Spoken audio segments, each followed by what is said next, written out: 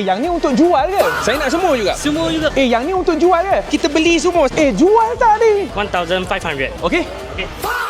Hai guys, nama saya Gordon The Great Hobbyman dan hari ni saya berada di Impulse Gaming Melaka dan apa lagi? Hari ni jom ikut saya shopping.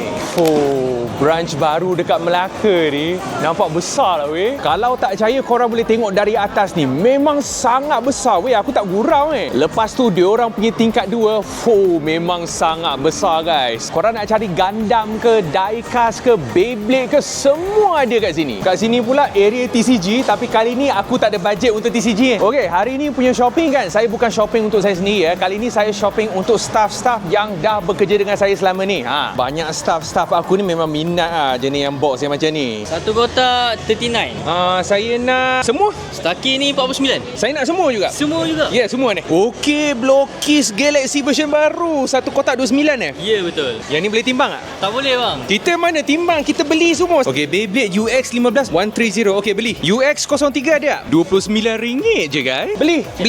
Ui, Nintendo Switch punya game 5 biji 1.5 weh. Retro gaming siot. Ni berapa ni? Ini 300 bang. 300 je. Kita ambil satu Okey, total berapa? 1,500. Okey. Okay.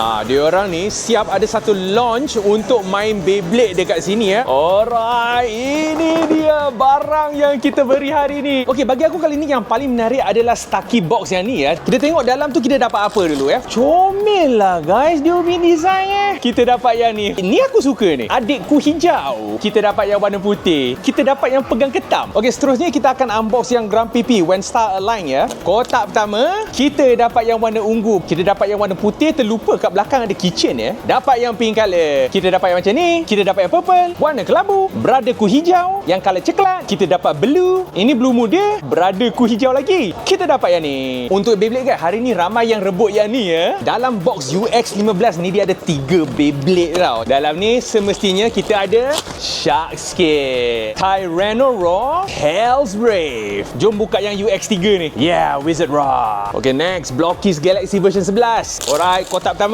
Ultra Magnus, Bulgion, Fortress Maximus, Brainstorm. Dia dapat Dread, Wind Charger, Scourge, Hound Hijau, Rodimus Prime. Last kali diecast Lamborghini STO yang berwarna hijau. Hadiah untuk aku punya editor. Game retro satu untuk dia. Lama. Alright, dunia ni tak ada bos yang kedekut, hanya bos yang tak ada bajet je. Jadi sampai di sini saja video kita. Kita jumpa lagi di video yang baru.